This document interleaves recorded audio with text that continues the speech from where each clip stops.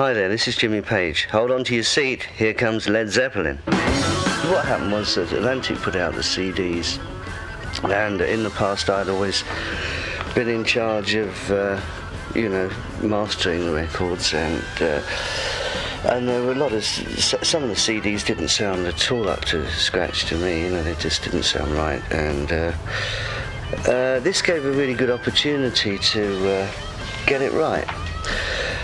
Get the sound right on them, improve them by going back to the original studio master tapes, that sort of pre-production tapes, wherever possible, that is, and then because by nature of the fact that it was a full CD package, to represent them in a different form, so it became like the old picture with the new frame, and it's really interesting actually, because it sheds new light on everything, I think. Robert Plant. I'd like to maintain the dignity of the group. I'm very proud that people are so enchanted by it, and I think the way that it is now is that whatever it was that people loved is not going to be spoiled. And I think the fact that Led Zeppelin was bold and brave and chaotic and honest in a very loose framework. It was honest, and it took risks and chances which are no longer possible if you start from scratch. I think its integrity musically, it captured all the elements of the kind of wondrous music that we'd all been exposed to. I think what we did was we were able to translate and kick on. It's like it's like we were a filter for all the good things. We filtered it, and we begged, borrowed, and stole, and we made something that was particularly original, by which a lot of other music has been measured. John Paul Jones. It was a songs band. And musically, it's the same. It's four different personalities, four different tastes in music as well. We all had completely different tastes in music. They overlapped, but we did have quite different tastes. And generally, where they overlapped was Zeppelin, which was the bit in the middle, which was great. Wanna tell you about the girl I love. My, she looks so fine. She's the only one that I've been dreaming of. Maybe someday she will be all mine. I wanna tell her that I love her so. I thrill with her every touch. I need to tell her she's the only one I really love.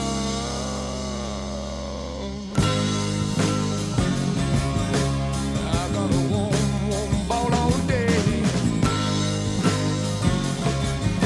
I got a woman, she won't be true.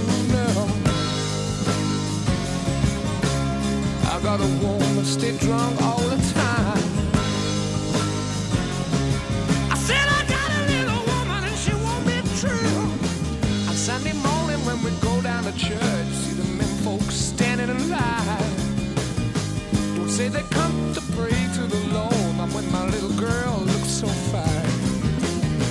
And in the evening when the sun is sinking low, everybody's with the one they love. I walk the town, keep it searching all around, looking for my street corner girl. I got a warm, warm ball all day.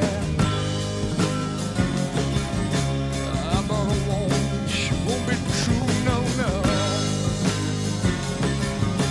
I got a woman, stay drunk all the time.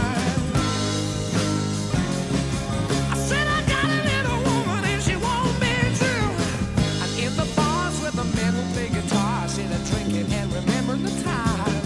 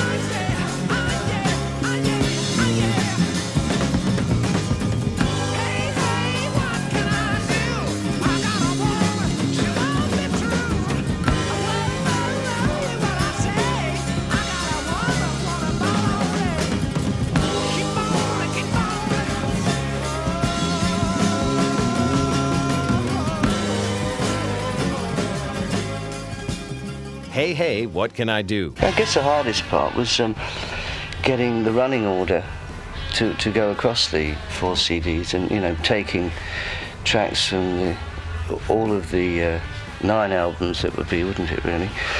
And interlacing them and make getting them to all feel comfortable and being comfortable with them myself, Because of the volume of work that we had, it gave you good scope to be able to do that and to, place them in different order and give a new perspective to things. It was really quite something when we laid the first Moby Dick riff on top of the Bonzo Montreux, and it just fitted great like that, It was a gas, actually. I had that idea because those were obviously the 2 drum features, and I didn't want to leave one or the other off. So I thought, let's see whether it's possible to marry them together, and it I had it sort of in my mind, and in fact it was really successful. The fortunate part about it was that the tempos on both numbers were pretty near damn exact, so then it was just waiting to see whether the picture I had in my mind would work. Fortunately it did, and I think John Bonham would be happy with it.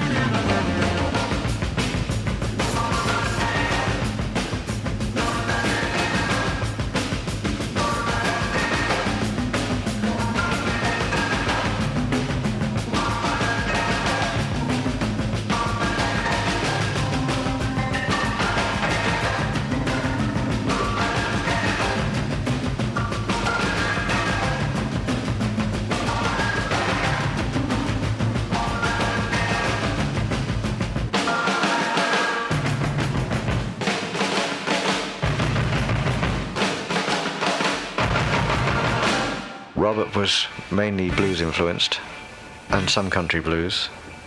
Jimmy was country blues, rock and roll and Indian. Bonzo was soul, rock and roll. I was jazz, soul and also Arabic and Indian. Yeah, my father had a really good radio set, an old radio set with shortwave on it. And it's not a lot to do in the suburbs of London when you're young, so I used to spend a lot of time glued to the radio. And I picked up a lot of stuff that way. All my early classical influences were from the radio. That's exactly what you're hearing in Kashmir, yeah. A love of Arab string playing, you know. Following the 75 tour, Jimmy and I, we finished off, after playing in America, we played for a week at Earl's Court in London, which was quite an achievement. And we just had to get away, so we went to Morocco. And it was great to get away, and especially as Jimmy, I don't think had been to Morocco before. It was good for me to show him places that I'd been to, and the kind of hubbub of Marrakesh, chaos. And then we headed south into Tantan, towards Tantan, which is where the edge of the Mauritanian Spanish Sahara war with Morocco was later to go on. And somehow or another, the lyrics to Kashmir developed along that road somewhere. Oh, let the sun beat down upon my face, stars to fill my dreams. I am a traveler of both time and space, to be where I have been. Sit with elders of a gentle race, this world is seldom seen. Top of days for which they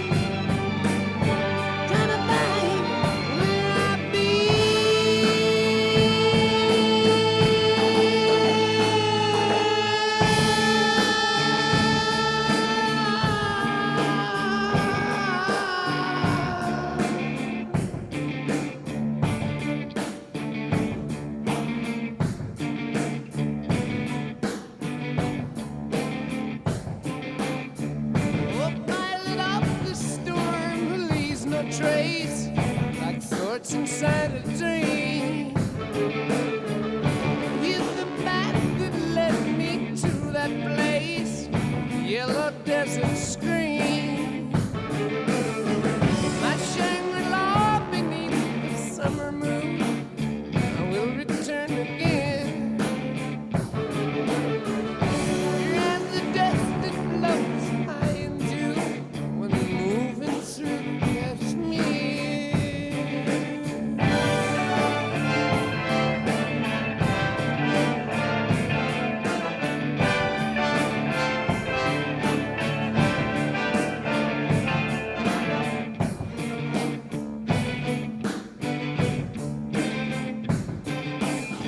Oh, farther up before winds fill my sails across the sea of fear, with no provision but an open face, blowing the straits of fear. Whoa, whoa.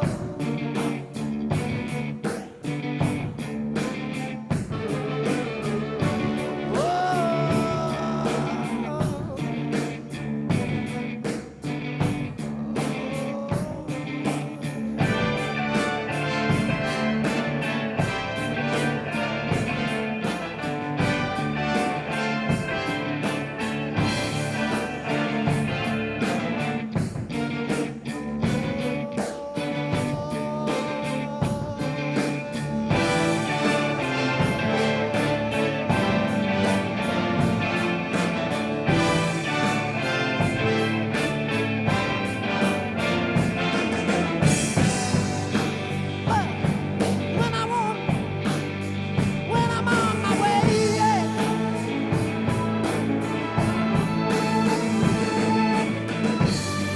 When I see the way you stay.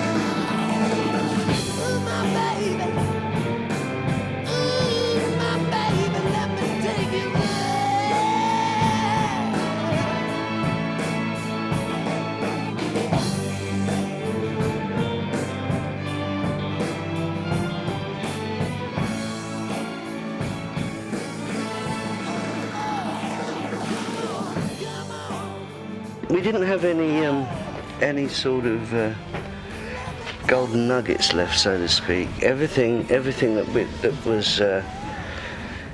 was left over since In Through the Outdoor, and after we'd lost John, that was completed.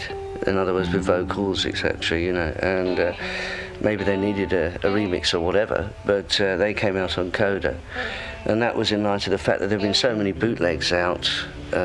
Countless more now, as we all know, but at that time, so many bootlegs out of live performances, and we thought, well, it would be, you know, a good idea just to put those things out then. So in fact, they went out on Coda as opposed to coming out on this. So in fact, there wasn't any studio material left. So as these things had sort of surfaced and been played apparently on radio stations over there, we thought we'd include them. We had Travelling Riverside Blues, which had been recorded for the BBC many years back, 69, 70, and it actually sort of surfaced. It surfaced during the last tour that I did. As it was around, there was a lot of interest. We thought we'd put that on, and then of course there's the White Summer, which again was done on a live broadcast with. Well, we did a whole set at that point, but we just included that one.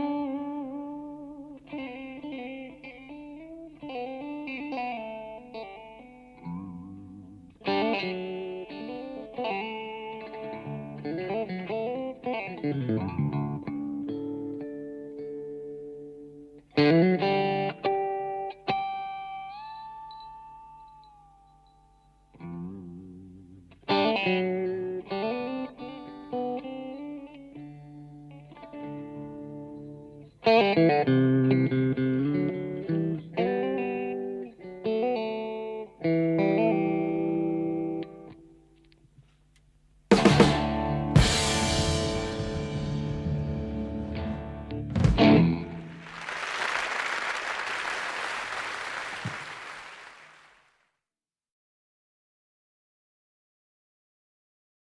this is Jimmy Page, and you're listening to the station that made rock classic.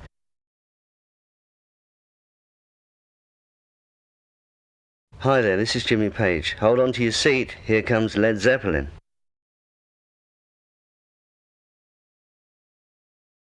Good morning, this is Jimmy Page. Come on, it's time to wake up and get the lead out.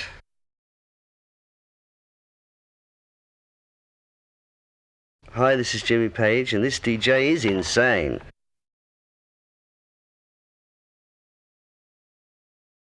Hi, I'm Jimmy Page, and this is Led Zeppelin.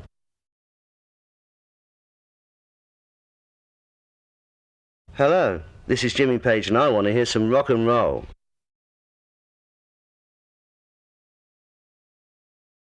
Hi there, this is Jimmy Page. Keep your radio tuned right here.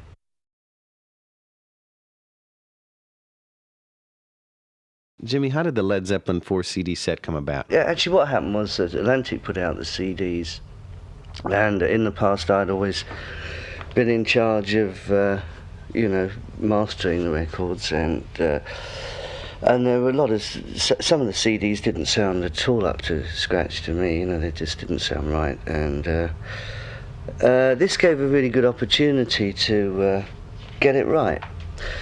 Get the sound right on them, improve them, by going back to the original studio master tapes, that sort of pre-production tapes, wherever possible, that is. And then, because by nature of the fact that it was a 4 CD package, to represent them in a different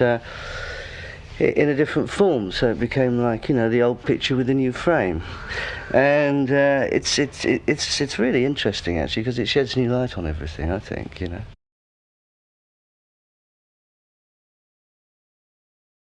Where did you find all the old Led Zeppelin tapes? They were all over the place. really, it was a treasure trove trying to find them all, but fortunately we were reasonably successful with that. I had some in my own possession, but then other ones that were supposed to be in like security archives, some of those were there, and then you find some somewhere else. But the ones that I handled personally were where they ought to be, so that was fortunate.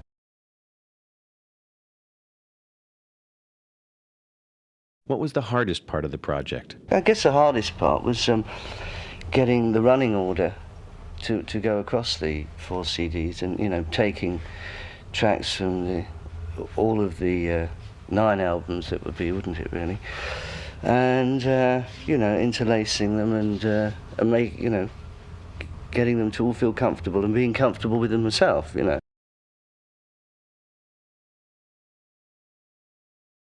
Now, what's the difference between these versions and the originals? Well, the clarity obviously is enhanced. That's the major point of it. But I think the key to it is the new running order as well. That's the thing that we really, I think people find most exciting about it, I hope. It just sheds new light on it, and that's that I think that's going to be the interesting thing in retrospect, to see what people's reaction is to it. I think it'll be pretty positive.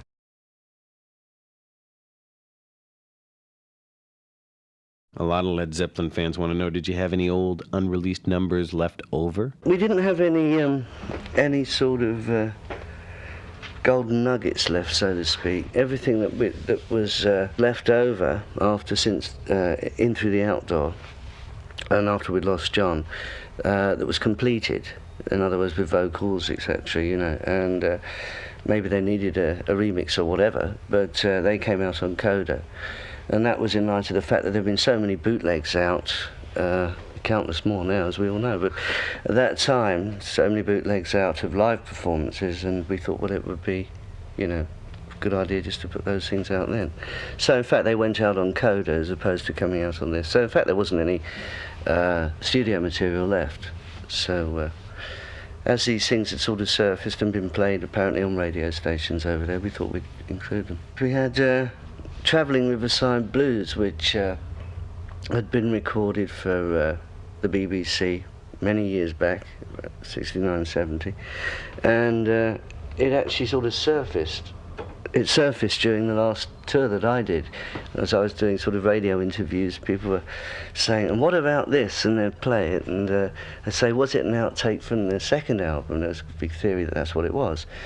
So, you know, as it was around, there was a lot of interest. We thought we'd put that on. And then, of course, there's the White Summer, which again was done on a live broadcast with, well, we did a whole set at that point, but we just included that one.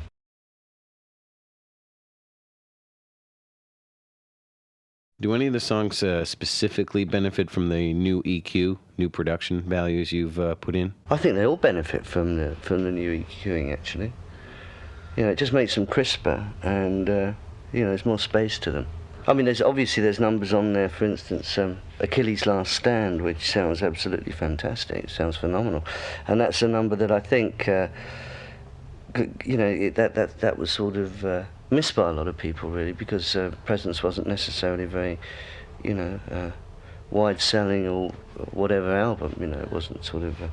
It's pretty well received by people that I've spoken to, you know, but it didn't sort of sell, you know, in the volume of, for instance, previous albums. And that sounds really great, you know.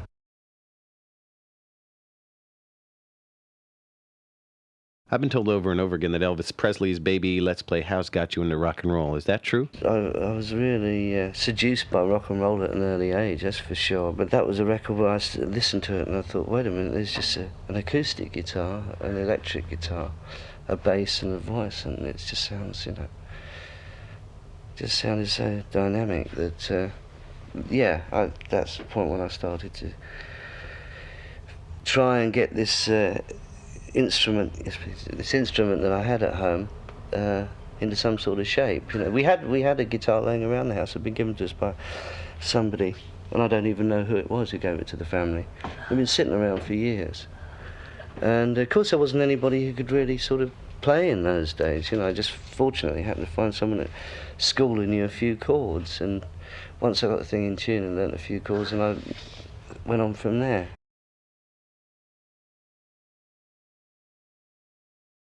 Let's go back a bit in history. What was your idea when you put Led Zeppelin together? I had in my mind exactly what I wanted to try and get together, and then it was just a matter of searching around for the right personnel that could pull it off.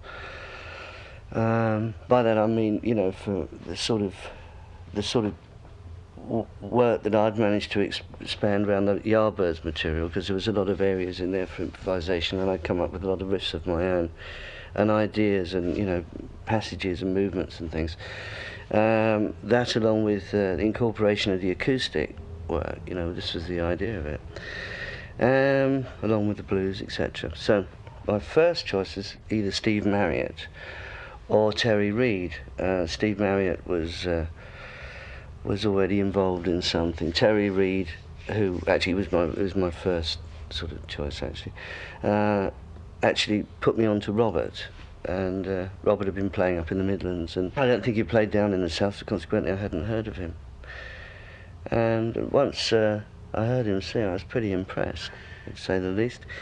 And I invited him to come down to my house and spend some time down there, and we'd discuss exactly what was, you know, what the plan was, and see how he could get along with it. And he was reasonably mutable, so it worked. And he although I had in mind a very powerful drummer, you know, I wasn't ready for John Bonham. I must say he was beyond the realms of anything that I could possibly have imagined, you know. It's absolutely phenomenal. And still is. I mean, his work's just incredible, isn't it? And actually it was during this point of me going around and seeing Robert that Jonesy called me up and said, I hear you putting a band together. There's all this nonsense about ads in the Melody Maker is absolute rubbish. He actually called me up and said, I hear you getting a band together, and I'd like to be part of it if you consider me. So I said, all right, well, we'll all get together. And we got together and had a rehearsal, and we didn't look back from there.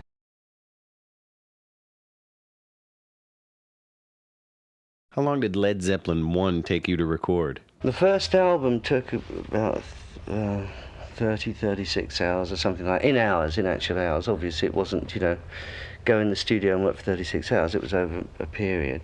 But when it was all added up, it was that, that amount of time. I mean, I knew by the studio bill. But we had actually played these numbers live, because there were a few dates to fulfil from the Yardbirds, and we went over and fulfilled those, and went in and recorded, and then of course we changed the name.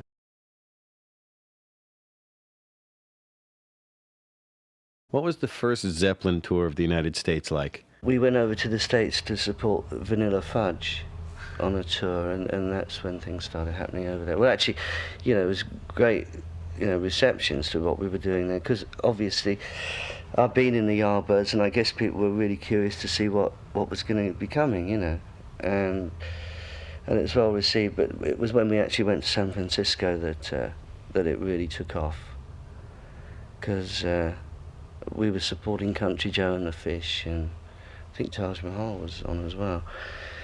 And I remember it was just like dynamite.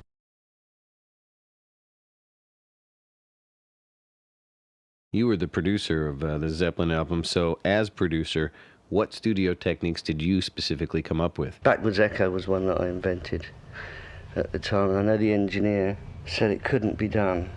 Well, I knew it could be done because I'd actually suggested it before on a Yardbirds track. And I said, why don't you try this idea, and it was backwards echo, reversing the tape, recording the echo, and then putting it round on the right way again so that the echo would precede the signal. And the engineer, Glyn Johns, at the time, for the first album, he's the engineer for the first album, he said, this is impossible, won't work, it's impossible. I said, will you do what I'm telling you to do, just do it. And of course, when we put the tape round the right way again and played it back, he was grudgingly moving the fader up, and you could hear this fantastic sound. It was only really employed on that album, on the end of You Shook Me.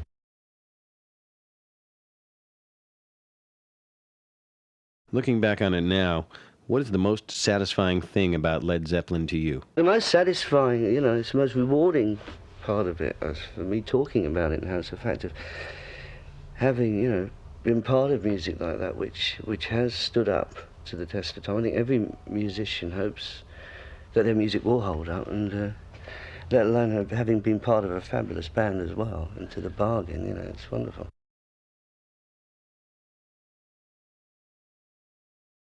What do you remember most about Led Zeppelin's first rehearsal? I remember the little room. All I can remember was it was hot, and it sounded good. Very, very, very exciting and very challenging, really, because I could feel that something was happening within myself and to everyone else in the room. It felt like, we just found something that we had to be very careful with this thing that we'd found, because we might lose it. But it was remarkable, just the power.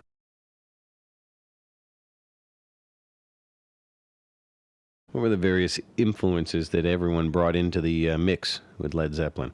Well, we'd pick out all the records that more or less formed the basis for Led Zeppelin, the first Led Zeppelin album. A lot of Howlin' Wolf, Muddy Waters, Robert Johnson, Joan Baez, Larry Williams, a lot of rockabilly, Gene Vincent, stuff I talk about when I'm talking about my own career and why I still do what I do.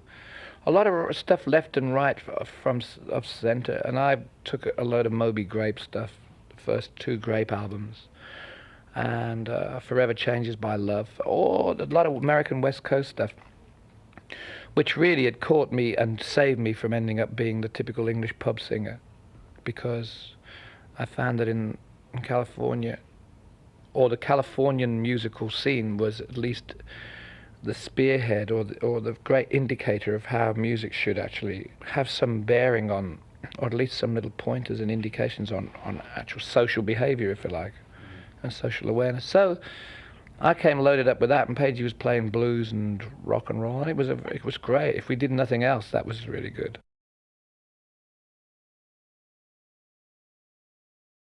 Tell us how Led Zeppelin replaced Jeff Beck's group for the first U.S. tour. Yeah, well, Jeff, he wasn't really consistent about his playing, Isn't that a nice way of putting it? He'd run away a lot, and quite rightly so. I mean, some people like it and some people don't, playing on the road. But anyway, whatever happened, happened, and we ended up in Denver, 26th of December 1968, with a silly look on our faces. And, well, it just happened.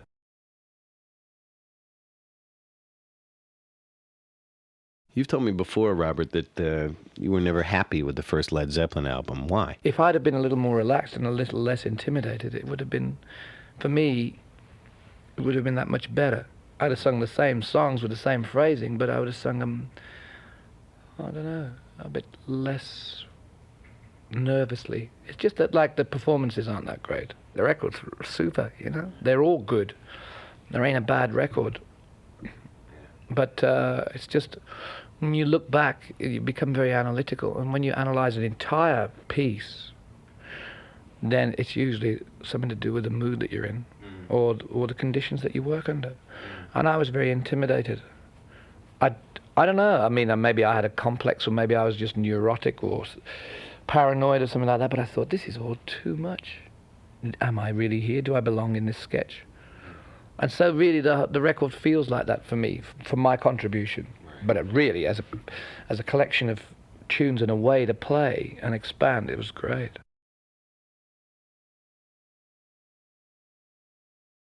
Tell us what the Led Zeppelin stage show was like. The element of risk was the great thing about it. You know, in certain areas within the set, we knew that there was going to be excitement factor, where we were going to try and do something that, or go somewhere, which we hadn't plotted at all, hadn't planned, and see if we could get out of it. Well, in the end, we just kept getting out of it and forgot about the music.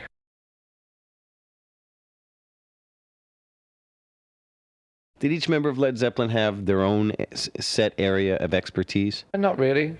No, it was all. The great thing about it was always an opportunity for somebody else to contribute from another direction. Bonzo came up with riffs by singing them while he was playing odd drum patterns, and Jonesy would come up with great stuff. I think Jimmy was more studious, if you like, and worked much more at home on things, and gave it much more long-term period thought. You know, I didn't really do that because I didn't really play anything, and I didn't really want to. I didn't want. When I was doing it, and when I wasn't, I certainly wasn't, you know. I couldn't go around like I didn't feel that I had to go around with the cloak of endeavour around my shoulders all the time.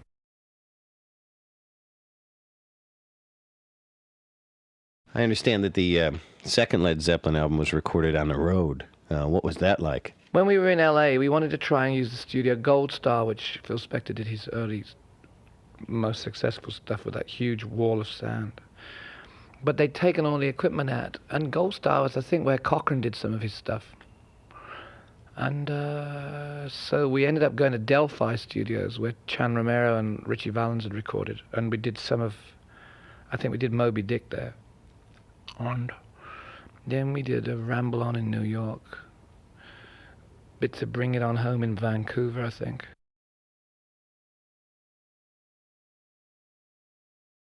Why did you and Jimmy wind up going up to Wales to come up with material for Led Zeppelin 3? All we wanted to do was keep stretching. This is the whole thing about Led Zeppelin, or about Jimmy or myself or anything that happens. John Paul too, he's composing some quite remarkable music in England in a different field. And we wanted to try and stretch it out and open it up and change, just shock ourselves to see exactly what we could do. So we set off in a Jeep with Strider the dog and some kids, 2 women, and a gypsy bodyguard. We just started trying going back into more of an acoustic vein. It wasn't an area that we hadn't touched, because Your Time Is Going to Come, Babe, I'm Going to Leave You All.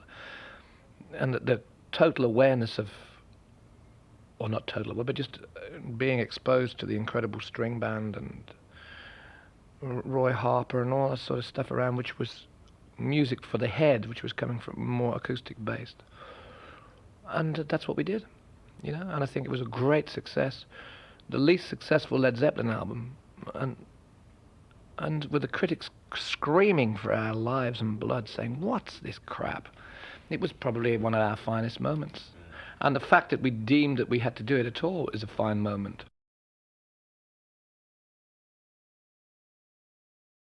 How do you feel, looking back now, about Houses of the Holy? House of the Holy was really probably one of the...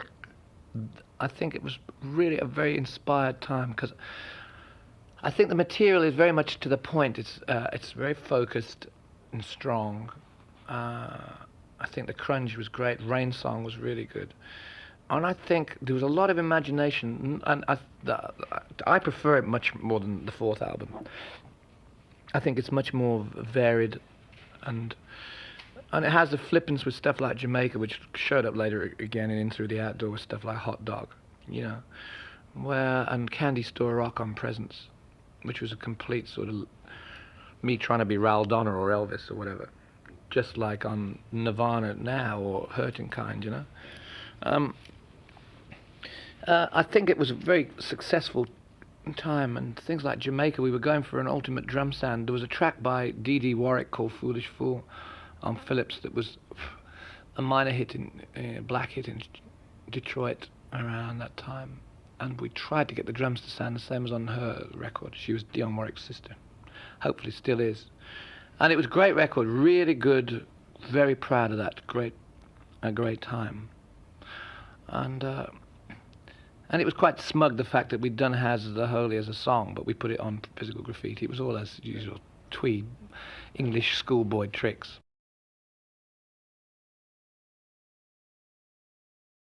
One of the most popular Zeppelin tunes to this day is Kashmir. Would you tell me a little bit about how that song happened? Following the 75 tour, Jimmy and I, we finished off, after playing in America, we played for a week at Earl's Court in London, which was quite an achievement. And we just had to get away, so we went to Morocco.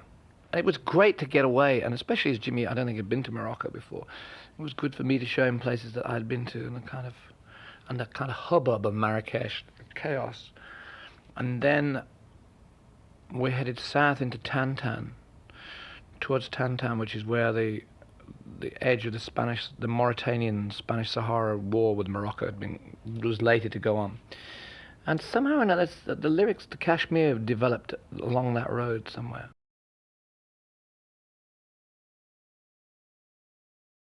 Tell me about the Robert Johnson tune, Traveling Riverside Blues, that Zeppelin does. Traveling Riverside Blues, when a man gets personal and wants to have his fun.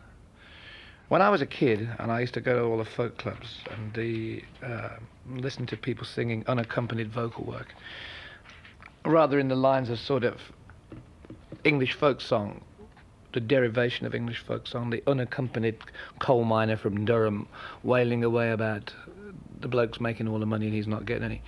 And then you had the Woody Guthrie element, the kind of Americana with the Jack Kerouac existentialist sort of movement. So you've got all this kind of blues stroke folk stroke jazz, which I was a little young to be really comprehensive, have a comprehensive schooling on it. But I was just about old enough to look like I could get into these clubs because they served alcohol. And I got in, I used to sit at the back and listen to all this stuff. And I was weaned and drawn into blues. And on June the 20th, 1937 in Dallas, Traveling Riverside Blues was first recorded on Columbia. And it says, if a man gets personal and wants to have his fun, best come back to Friars Point, mama, and barrel house all night long. Now the idea of that, it seemed much better than chartered accountancy. The idea of some troubadour going up and down the Mississippi River, getting off at the landing and playing, and really having a good time, and being kind of not a modern highwayman, but like it's not even the bard who goes from court to court and sings the praises of the king, and then moves on safely. It's just the idea of this guy getting away with it. Now, Robert Johnson didn't get away with it forever. He was murdered.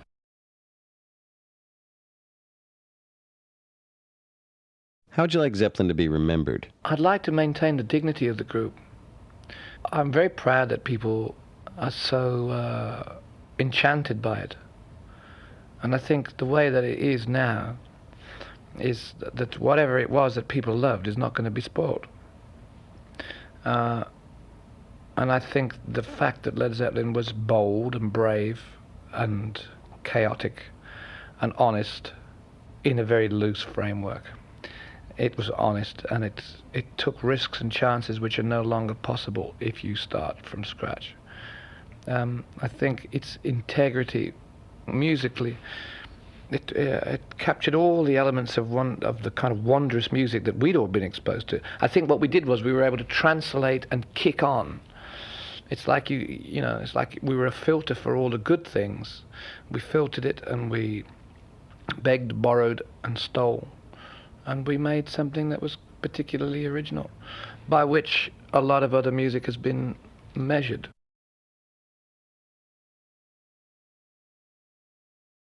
How did you start playing bass guitar, John? My father was a pianist, and we used to go out gigging. And although he originally wanted me to take up the saxophone, because he said that the bass guitar would be just a passing sort of fad. And he said, you should take up the saxophone because you'll never starve, one of those. And then, so I didn't want to play the saxophone, I wanted to play the bass.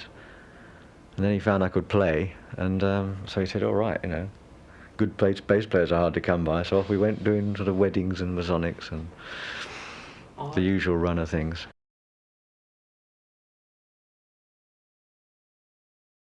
You were a session musician for quite a while now.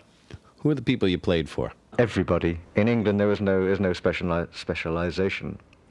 So you don't have like a country session players or rock players or pop players. Everybody does everything. And in those days the session scene was very, very large and active. And one would do, I've done, like Rolling Stones, Everly Brothers, French rock and roll sessions, German ones, Engelbert, Tom Jones did all his stuff, and everybody. I mean, you just literally, and all in the same day, quite often, yeah.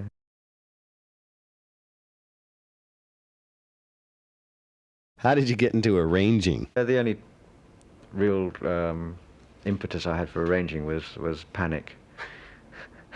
I put my hand up, you know how it is. Somebody says, can you do any arrangements? Yeah, sure. And then as the session gets closer, you get a book.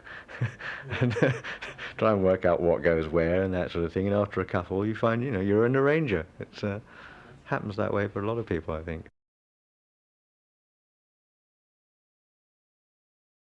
Tell us about Led Zeppelin's very first rehearsal. We first played together in a small room in Gerrard Street, in a basement room in what is now Chinatown. And it was just wall-to-wall amplifiers, just Marshalls, sort of. And there was a space for the door, and that was it. And literally it was just everybody looking at each other, what should we play? And me doing more sessions, didn't know anything at all.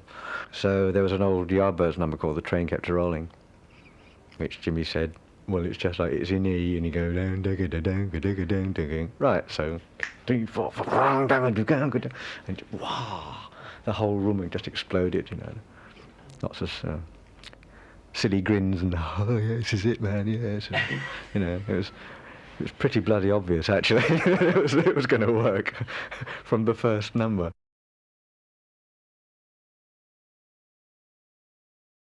How did the name Led Zeppelin come about? The name Led Zeppelin was coined by Keith Moon, which was originally going to be for a band that recorded a thing called Beck's Bolero, which was Jeff Beck, Jimmy Page, Nicky Hopkins, myself, and Keith Moon. And I think we did a couple of tracks actually. Well, that and the B-side. And then the thought of it all going on the road, I thought, was sort of fairly horrific. Quite a bunch of characters, as you could probably imagine. And so that never came about, but we remembered the name and asked if we could use it.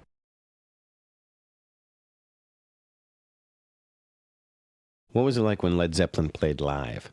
As far as structuring the stage stuff was concerned, certain songs wouldn't really change that much, but other songs would really have points where you could anybody could do anything.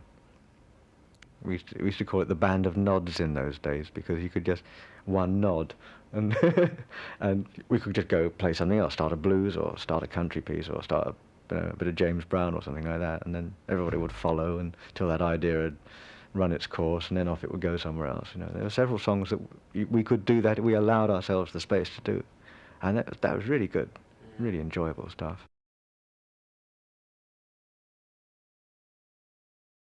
You also were responsible for a lot of the keyboards in Zeppelin. What was the keyboard setup like? A nightmare. I had a Hammond organ and a Mellotron. Oh, that Mellotron. You would just approach it. There was one song we saw, the Rain song, which was just start off on guitar, and then the next thing you would hear was strings on the Mellotron. And I used to just approach this thing with the greatest trepidation and fear. So when I put my hands on those keys, what is going to come out? Will it be in anywhere near pitch? Will it be at half speed? Will it be a string sound or a flute sound? Oh, I was just, and as the thing used to heat, because it was a system of tapes, literally tape loops. And it was all mechanical, and there's plumbing inside of it and everything. And, as the gig would heat up, the tapes would start stretching a bit, and the motors would slip, and I spent my entire technological career trying to replace the Mellotron. I went all over the world looking for things to replace the Mellotron. And I did, even up as far as 1980, where we actually took a Fairlight on the road.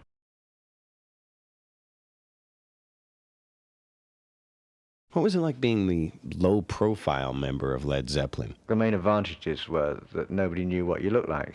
If I got to a city, I could just go out and walk and generally see the sights and get around, whereas Robert is just so recognizable. They found it hard to actually leave the hotel without causing great trails of people. You can't sit in a restaurant or a bar or anything. But I used to get away with, once I'd slipped the security, especially in later years, just sort of creep out the back door and just get out on the street. So, yes, it had a great advantage for me there, which is how I prefer it.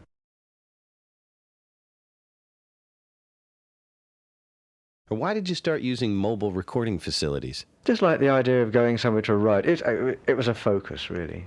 Somewhere you could go and write, and then when you were ready to record, wheel in a truck and do it that way, rather than be in a place where you write and then go to a place where you record, or being in a place where you record trying to write, which is the worst thing and the most expensive, of course. And studios aren't really that conducive to making music.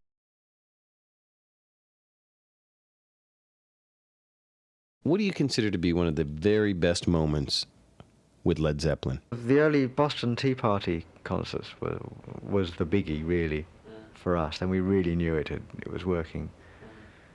Plus, it was the longest concert we ever did. We played 4.25 hours, I think, which with an 1.5 hour act is some going, I can tell you. We played 4 nights at the Boston Tea Party, and the last night I think we did the act twice, and then we did everybody else's act. We did the Beatles songs and Stones songs and Who songs and everything. It was really good. It was really steaming.